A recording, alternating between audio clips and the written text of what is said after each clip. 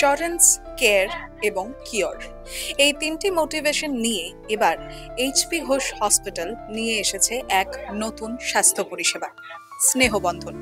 স্নেহবন্ধন আসলে কি? স্নেহবন্ধন একটা স্বাস্থ্য কার্ড, যেটা আপনাদেরকে বাড়তি স্বাস্থ্য পরিষেবা পেতে সুবিধা প্রদান করবে।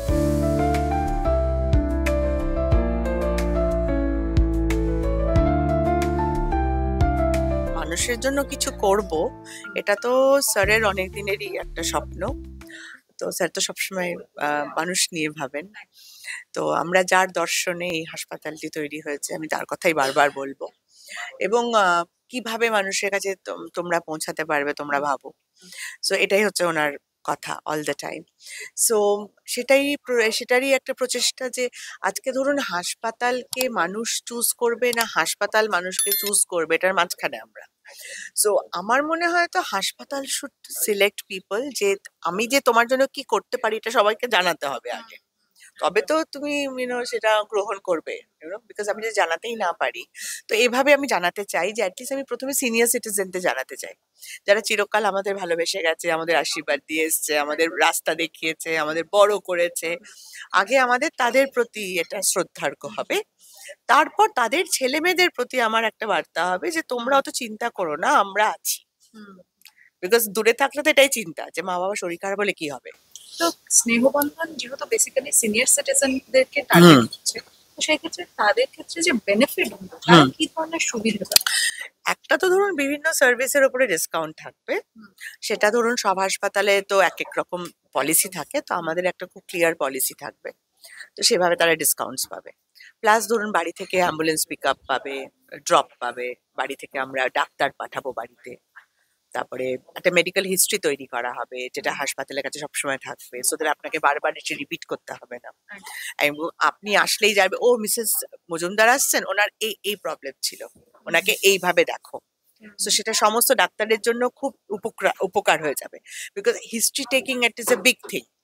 তো সেই যে আর সবটা জানানো, যে আমার ধরুন পিরিয়ডিক্যাল একটা হেলথ চেক আপ, ধরুন একটা হেলথ চেক আপ আপনি কোথাও করতে যাবেন, 2000, 2500, 3000, 5000, 6000, 10,000 অব্দি হেলথ চেক আপ আছে, সেটা আপনি একদম একটা রিডিউস রেটে পাবেন, because you are a member. ধরুন আপনাকে 5,000 টাকার জায়গায় যদি আপনাকে 1000 টাকায় দিয়ে আপনার পুরো বডি চেক আপ হয়ে যায়, এবং সেই রিপোর্টটা যদি আমাদের কাছে থাকে, আপনি তো যে কোনো সময় ফোন করে বলবেন আমার এটা হচ্ছে, আমি তো জানবো আপনার এটা আছে, তার জন্য আপনাকে এটা করতে হবে। So this is the benefit. কার্ডটা পেতে হলে কি কি করতে হবে? কিছু না, আমাদের কাছে অলরেডি প্রেজেন্ট ডেটাবেস তো আছেই প্রচুর লোকে, তারা তো পেয়েই যাবে এমনিতে। আর তারপর আমরা বাড়িতে বাড়িতে যাচ্ছি, আমরা প্রথমে সল্টলেকটাকে টার্গেট করেছি, তারপরে নিউ টাউন ওদিকটা স্প্রেড করব, তারপর ধরুন নর্থ ক্যালকাটাতে আস্তে আস্তে স্প্রেড করে তারপরে উই উইল মুভ। এই ভারত পরিবেশে এটা ভীষণ দরকার, এটা সময় বোঝে কি। এই সল্টলেক জনপদ বেশিরভাগ বয়স্ক লোকেরা বাস করেন, তাদের সন্তানরা সাধারণত দেশে বিদেশে উচ্চ পদে কাজ করেন বা লেখাপড়া করতে গেছে। যারা বয়স্করা বাস করেন, অনেকেরই আর্থিক সঙ্গতির খুব অভাব নেই, কিন্তু পরিস্থিতি যখন হয় প্রয়োজনে তাদের সুযোগ সুবিধা পাওয়া দরকার, চিকিৎসাটা সময়তে হওয়া দরকার। হঠাৎ বয়স্ক ব্যক্তি অসুস্থ হয়ে বললেন, স্ট্রোক হলো, তখন তাকে পৌঁছতে হবে, একটা অ্যাম্বুলেন্স দরকার, যোগাযোগ দরকার। বা কোনো একটা ধরুন ইনফ্লুয়েঞ্জা হলো, বা যেমন একসময় আমাদের কোভিড ফিরে আসছে, তো যদি চিকিৎসা সংক্রান্ত কোনো সমস্যা তাদের যে কোনো সময় হয়, তো রাউন্ড দি ক্লক তাদের হাসপাতাল বা চিকিৎসকের সঙ্গে যোগাযোগে থাকতো, সেই কাজটা এইচপি হসপিটাল করবে।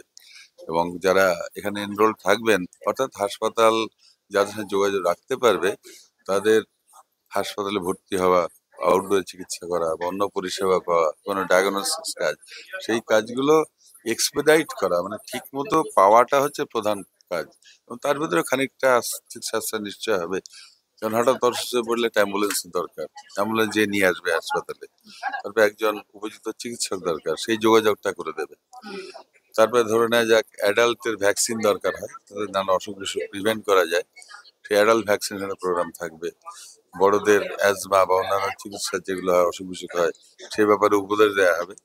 তাহলে একটা হচ্ছে চিকিৎসা সংক্রান্ত উপদেশ দেয়া, উপযুক্ত চিকিৎসা অ্যাডভাইস দেয়া, চিকিৎসার সঙ্গে যোগাযোগ করে দেয়া, এবং সুস্থ থাকার যে সমস্ত টিপস দরকার সেই সমস্ত এনলাইটমেন্ট করা তাদের, সেগুলো যাতে তারা বুঝতে পারেন, সেই কাজটা করা হচ্ছে এই হাসপাতাল দায়িত্ব।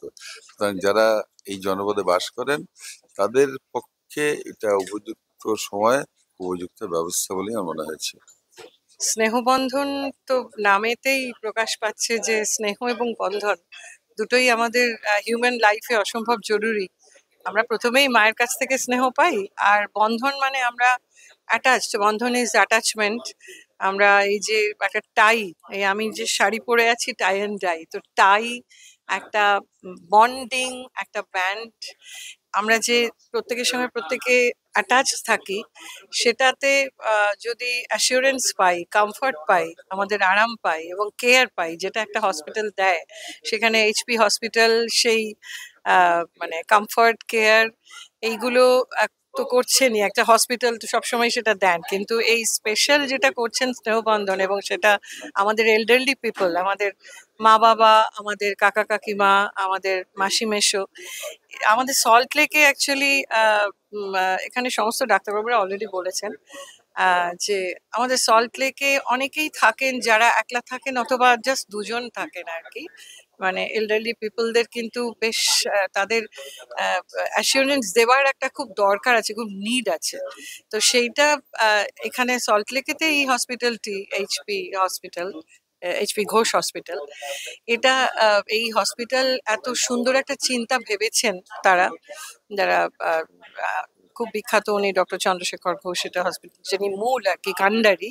তো তাকে আমার অসংখ্য ধন্যবাদ। আমার মানে তার এই চিন্তাটিকে আমার প্রণাম, যে এই স্নেহবন্ধন আমাদের যাদের আন্ডারে আমরা থাকি, আমাদের এল্ডারলি পিপলদের, তাদের কমফর্ট জোনটা নিশ্চয়ই বাড়বে। এদের অনেক ফেসিলিটি আছে। আমি পড়ছিলাম আজকে যে লঞ্চ হলো, সেজন্য আমার মনে হলো আজকে একটা খুব সুন্দর দিন, এবং এই রকম সুন্দর সুন্দর চিন্তা এলে আমাদের আমাদের পৃথিবীতে থাকাটা, এখন তো পৃথিবীতে সবকিছুই খুব বাড়ছে, যেগুলো হিংসা, দেশ, অশান্তি, খবরের কাগজ মানেই আমাদের আমরা খুব অসুস্থ হয়ে পড়ি।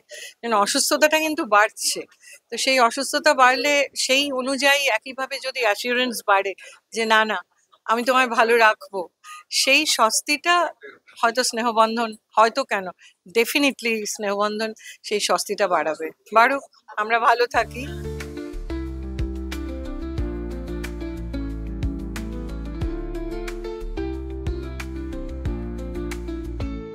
স্নেহবন্ধন কার্ড এবং এর পরিষেবা পাওয়ার জন্য আপনাদেরকে এক ন্যূনতম ৩০০ টাকার ৩ বছরের জন্য একটা এনরোলমেন্ট ফি দিতে হবে। আর তারপরেই স্নেহবন্ধন কার্ড একদিকে যেমন আপনাদের হাতের কাছে, তার পাশাপাশি এইচপি ঘোষ হসপিটালও আপনাদের ঘরের দুয়ারে। ক্যামেরায় সৌম্যদীপের সঙ্গে দিশা দাস, দ্য ওয়াল।